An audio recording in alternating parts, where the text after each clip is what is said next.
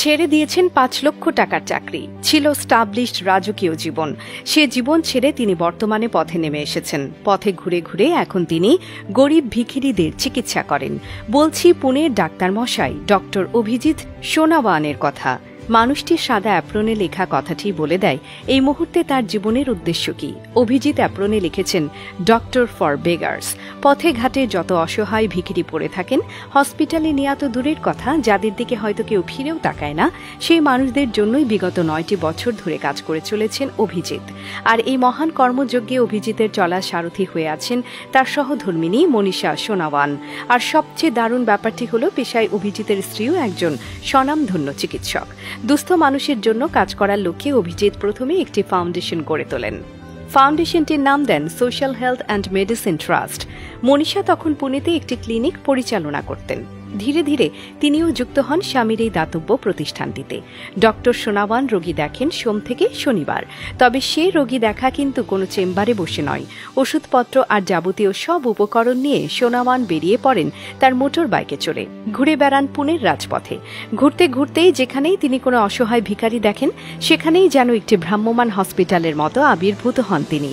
বলার অপেক্ষা রাখে না, ওই শহরের সব ভিখিরিদের কাছে ডক্টর সোনাওয়ান এখন দেবদূতের মতোই একজন। হবেনই বা না কেন, শুধুই কি মেডিকেল ট্রিটমেন্ট, অনেক মানুষের সোশ্যাল স্টেটাসকেও বদলে দিয়েছেন এই সোনাওয়ান।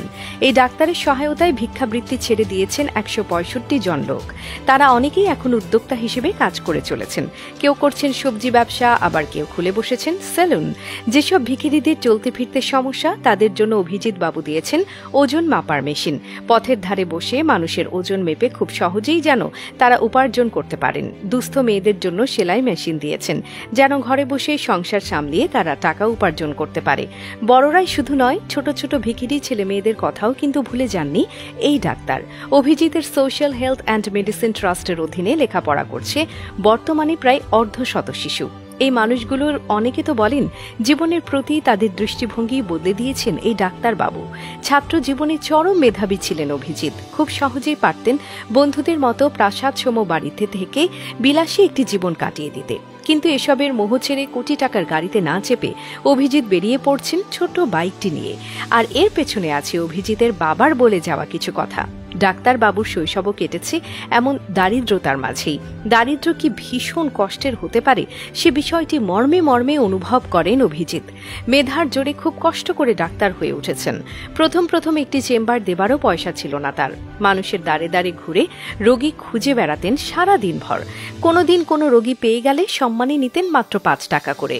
এভাবে একসময় একটি এনজিওতে চাকরি পেয়ে যান তিনি। সেখানে বেতন পেতেন পুরো ৫ লক্ষ টাকা করে। তবু অভিজিৎ সে চাকরিতে থেকে যাননি, কেননা তার বাবা বলে গিয়েছিলেন, সবাই তো অনেক বড় লোক হয় টাকার পেছনে ছোটে, তুমি না হয় একজন মানুষ হয়ে মানুষের পাশে থেকো।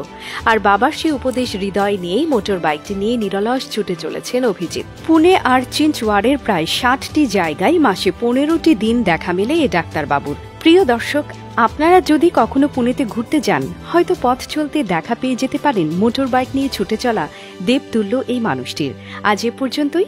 সাধারণের মাঝে লুকিয়ে থাকা এমন অসাধারণ মানুষের গল্প জানতে প্রিয় দর্শক, দূরবীন নিউজের সাথেই থাকুন।